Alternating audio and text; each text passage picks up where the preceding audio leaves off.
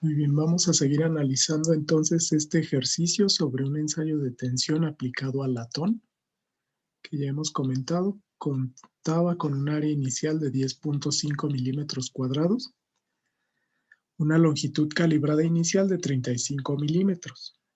A partir de estas dimensiones se realizó un ensayo de tensión en máquina universal y se obtuvo una serie de datos de fuerza contra alargamiento.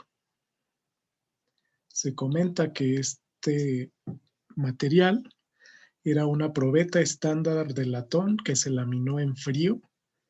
Posteriormente se sometió a un tratamiento térmico llamado recocido, obteniéndose estos datos.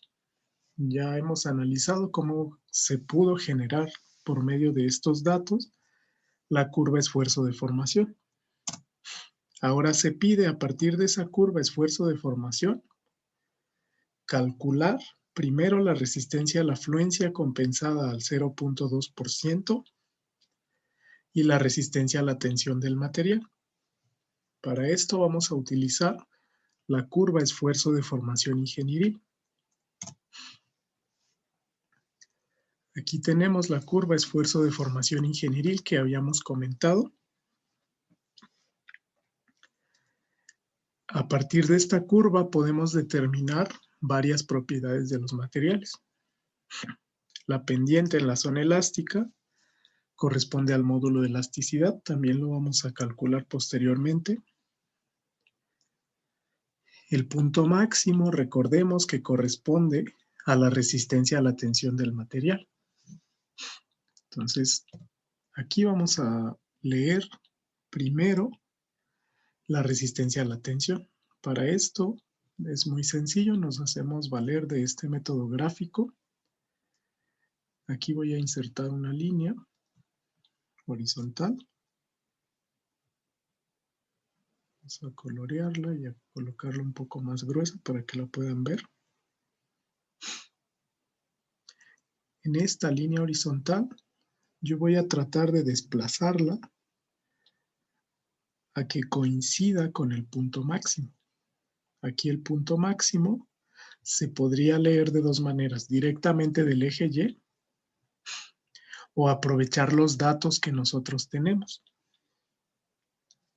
Noten aquí que si leemos del eje Y, se encontraría entre 250 y 275 megapascales. Si lo quieren leer de manera precisa, recordemos que en los pares de datos que nos muestra el problema, aquí se observa la carga máxima. Aquí precisamente esta máquina universal o el equipo que se utilizó detectó que la carga máxima es de 2690. Entonces, esa curva sería la resistencia a la tensión, ese dato. Resistencia a la tensión. Lo podemos calcular. Recordemos que aquí el eje Y graficamos el esfuerzo ingenieril. Entonces, la resistencia a la tensión sería 2690 entre el área inicial de 10.5 milímetros cuadrados. Podemos calcular si no tenemos el dato a la mano. Esto sería en milímetros cuadrados. Y esto es la fuerza en Newton. Entonces, leído del gráfico, nos debe dar lo mismo que calculado así. Si realizamos esa operación, 2690 dividido entre 10.5 y me da 256.2 aproximadamente. Ese sería el valor de la resistencia a la tensión. Recordemos que comentamos que Newton dividido por milímetro cuadrado es equivalente a megapascales. Entonces ese dato es precisamente resistencia a la tensión de este material.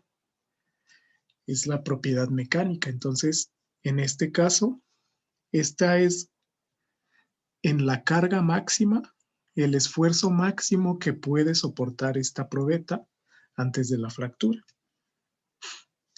Esa es la resistencia a la tensión. Vamos a pasar al siguiente inciso. resistencia a la afluencia al 0.2%. Yo aquí, en el gráfico esfuerzo de formación, me centré en la zona elástica. En la zona elástica, yo modifiqué el rango para poder hacer zoom, digamos, a la curva esfuerzo de formación en estos puntos en donde se tiene una tendencia recta. La forma de calcular aquí la resistencia a la afluencia al 0.2% es la siguiente. Primero, se traza, aquí yo tenía una línea, se traza una línea que aproximadamente tenga la misma pendiente que la zona elástica. La zona elástica es esta.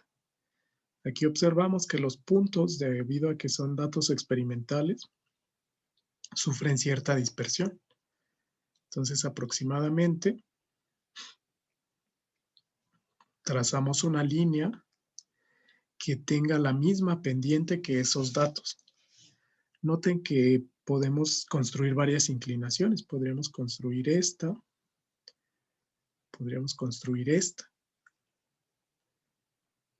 Los resultados, al ser por medio de un gráfico, van a variar ligeramente. Aquí aproximadamente vamos a seguir la tendencia. Podemos hacer varias formas. Noten que si yo descarto, por ejemplo, ese 0, si yo descarto el punto 0,0, los otros puntos aproximadamente sí recaen todos en una misma recta. Entonces podríamos colocarlo así. Otro sería aproximadamente buscar que esta tendencia incluya al punto 0,0. Entonces el procedimiento es trazar esta línea que tenga la misma pendiente que los puntos en la zona elástica. Esa línea desplazarla al 0.2% de deformación, por eso se llama resistencia a la afluencia al 0.2%. Entonces, por ejemplo, yo parto de aquí con la misma pendiente y cruzo esta línea con la curva esfuerzo de formación. En donde cruzan, que corresponde a ese punto, yo leo el esfuerzo. Entonces lo voy a hacer, voy a trazar otra línea horizontal para poder leer el eje Y. Ok, lo voy a hacer así. Aproximadamente horizontal. Si dejamos presionado la tecla Shift, nos permite trazar esta línea exactamente recta. Entonces, si partimos de esa intersección, la línea recta, noten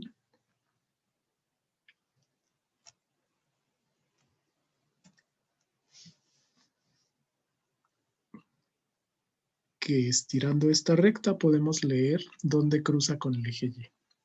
Entonces, aproximadamente en este punto, cruza con este valor. Yo podría decir que es aproximadamente 45 megapascales. Ese sería el valor de la resistencia a la afluencia al 0.2%. Noten que la inclinación de esta recta puede variar dependiendo de cómo tracemos esta línea. Yo también pude haber considerado el primer punto, más o menos, y trazar esta recta que aproximadamente minimice la distancia de todos estos puntos. Entonces, de nuevo, yo la desplazo a esta zona, comenzando de una deformación de 0.2% o 0.002. La extrapolo con la misma pendiente cuando cruce con la curva esfuerzo de formación. Leo el eje Y. Entonces aquí podría estar ligeramente abajo. Podría decir que es aproximadamente 44, 43 quizá megapascales. Este sería el procedimiento para trazar la curva esfuerzo de formación. Y además, a partir de esa curva, pudimos leer resistencia a la tensión, que es el punto máximo, es la propiedad mecánica de este material, y otra propiedad mecánica llamada resistencia a la afluencia al 0.2%. Esta propiedad me sirve para comparar resistencia entre diferentes materiales. Esa sería la conclusión.